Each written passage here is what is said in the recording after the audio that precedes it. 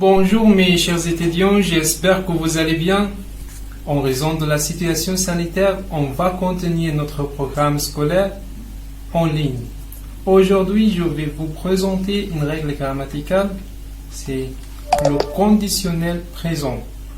Le conditionnel présent, c'est un mode de la langue française. Ça veut dire quoi mode? Ce n'est pas la mode, c'est le mode.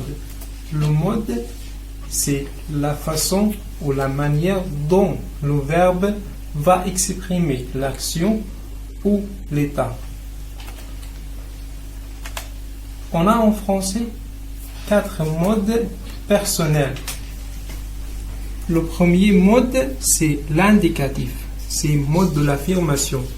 Quand je donne une information qui est sûre, j'utilise quoi? J'utilise l'indicatif.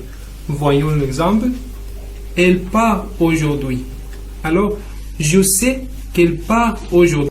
Je sais qu'elle part aujourd'hui. Alors, j'utilise le présent de l'indicatif pour donner une information qui est sûre. Deuxième mode, c'est le subjonctif.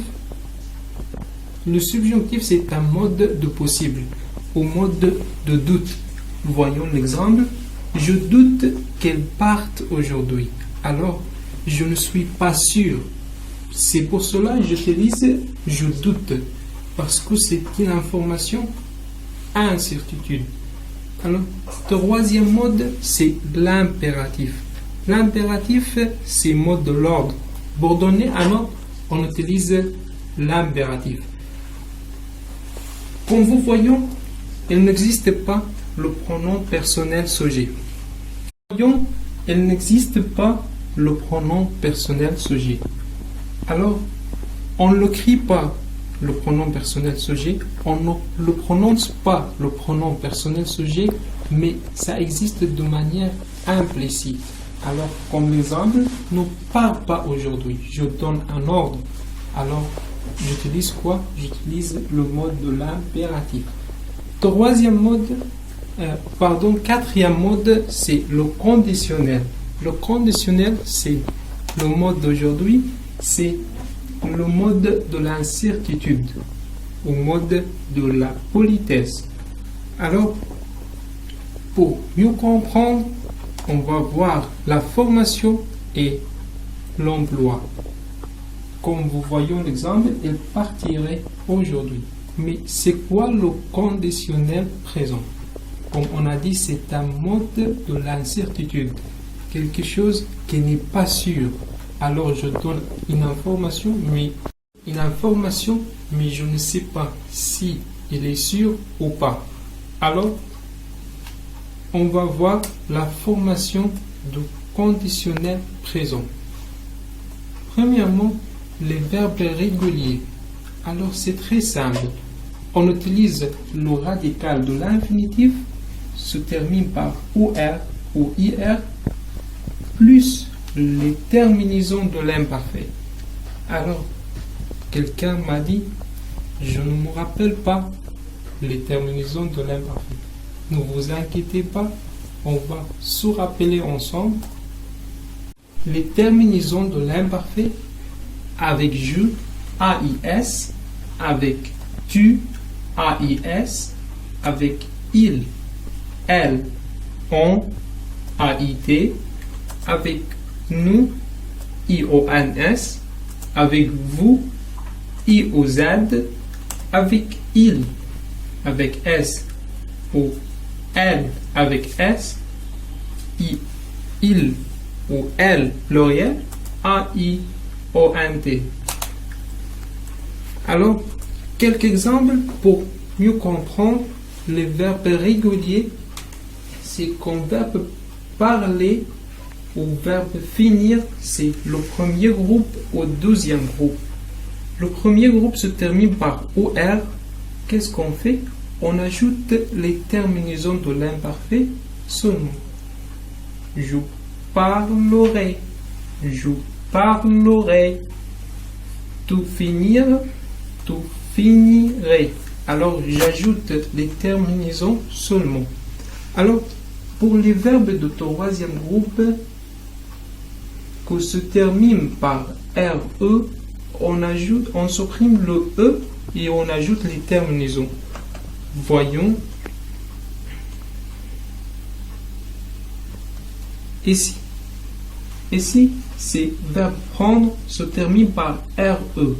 On supprime le E et on ajoute les terminaisons. On supprime le E, on ajoute les terminaisons. Elle prendre, elle prendrait, elle prendre, elle prendrait. Et aussi le verbe dire. Alors, c'est comme verbe prendre, on supprime le E et on ajoute les terminaisons. Nous dire, nous dirions, nous dirions. Alors, et aussi verbe inviter, c'est le verbe du premier groupe. On ajoute les terminaisons. Vous inviteriez, vous inviteriez. Verbe apprendre, on supprime le E et on ajoute les terminaisons. Ils apprendraient. Normalement, on ne prononce pas le ONT en général dans la conjugaison. Alors, troisième, dernier verbe, elle poire, elle poirait, elle poirait. On a supprimé le E et on a ajouté les terminaisons. Elle poirait. Faites attention, on ne prononce pas le ONT. On ne prononce pas le ONT. Alors, on va apprendre ensemble maintenant quelques verbes irréguliers. Les verbes irréguliers comme verbe être, ça devient ser, c'est le radical avec les terminaisons. Verbe être, ser, verbe avoir, ur, verbe aller, ir, verbe faire, faire, F-E-R, verbe venir, viendre. Et pour bien comprendre, on va faciliter l'apprentissage un petit peu. On va voir comment conjuguer le verbe irrégulier. Alors, qu'est-ce qu'on fait? On utilise le radical de futur simple plus les terminaisons de l'imparfait. Ça donne quoi? Ça donne le conditionnel. Voyons l'exemple. C'est verbe être au futur simple. Alors, qu'est-ce que je fais ici? J'utilise le radical seulement. Le radical, c'est en couleur rouge. En couleur rouge. Alors, puis, j'utilise les terminaisons en couleur vert. Alors, ça donne quoi? Ça donne le conditionnel je serai. Je serai. Alors, un autre exemple. Verbe avoir, j'utilise le radical ur plus les terminaisons. Ça devient quoi? Ça devient le conditionnel. Vous auriez. Vous auriez. On va voir ensemble quand est-ce qu'on utilise le conditionnel présent.